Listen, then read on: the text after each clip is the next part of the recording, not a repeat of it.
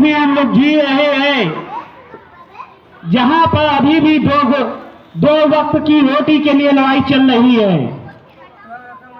क्या आजादी के पहले भी ऐसी स्थितियां थी? 15 अगस्त 26 जनवरी में हम गणतंत्र की बात करते हैं, लोकतंत्र की बात करते हैं। क्या इस लोकतंत्र और गणतंत्र में वो सभी खुशियां मिल गई जो आजादी के दीवाने जिनकी इच्छा करते थे कि देश आजाद होने के बाद, हमारा जब देश आजाद होगा तो भारत की कैसी खूबसूरत सूरत होगी, क्या उस सूरत को हम लोग पा चुके हैं। लेकिन जब हम आज देखते हैं कि कोई छोटी सी रोड बनाई जाती है, वो 2 दिन नहीं चल पाती है। एक एक्सप्रेस वे बनाया गया भी, लखनऊ कानपुर एक्सप्रेस वे, लोग बहुत आनंदित होकर बता रहे हैं कि वहां पे गड्ढे हो गए, रोड बेकार हो गई। कोई जन आंदोलन नहीं दिखाई देता। किसी के मन में हास्यास्पद बातें तो चलती है, लेकिन कोई खड़े होके आवाज नहीं उठाता। अगर यही चीजें देश आजाद होने के पहले आजाद हुए द्वारा की गई होती तो क्या देश आजाद हो जाता? काले अंग्रेज तो चले गए, लेकिन जो आजादी के बाद गोरे अंग्रेजों ने देश संभाला है, कोई एक दल, कोई एक पार्टी, कोई एक जाति, कोई एक धर्म इसके लिए जिम्मेदार नहीं है।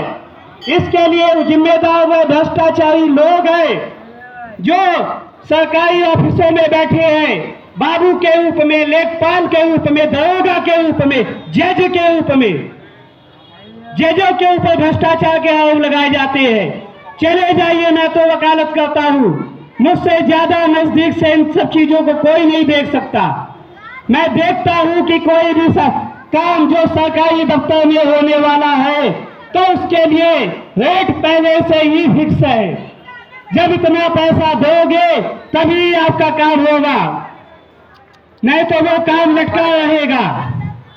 दोस्तों, ये कैसी आजादी है जहां पर जो संविधान की बात की जाती है कि संविधान ने उनको बहुत ताकत दे दी है।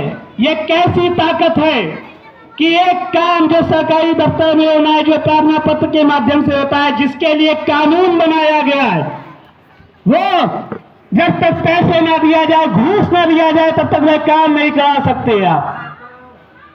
रोडों में भ्रष्टाचार, दफ्तरों में भ्रष्टाचार, खेत की नपाई में भ्रष्टाचार।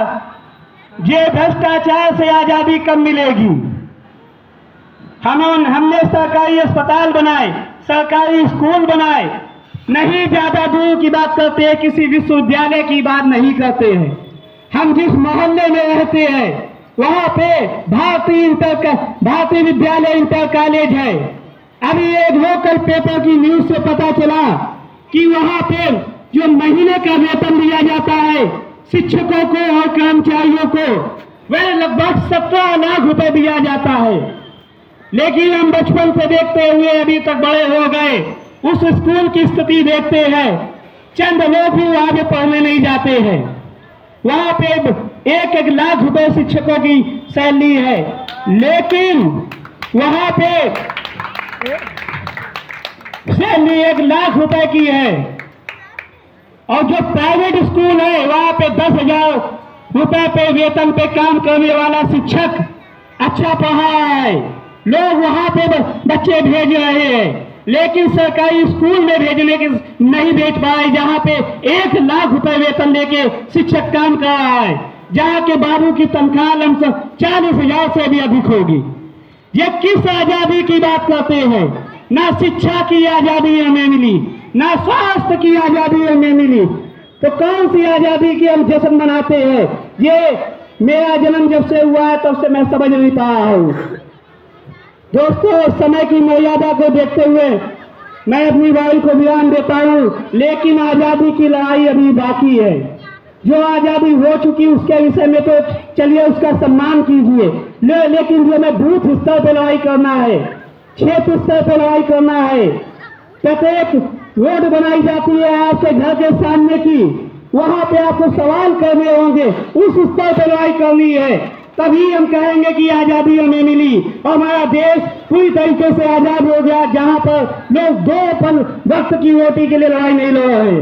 दोस्तों, जय हिंद, जय भारत।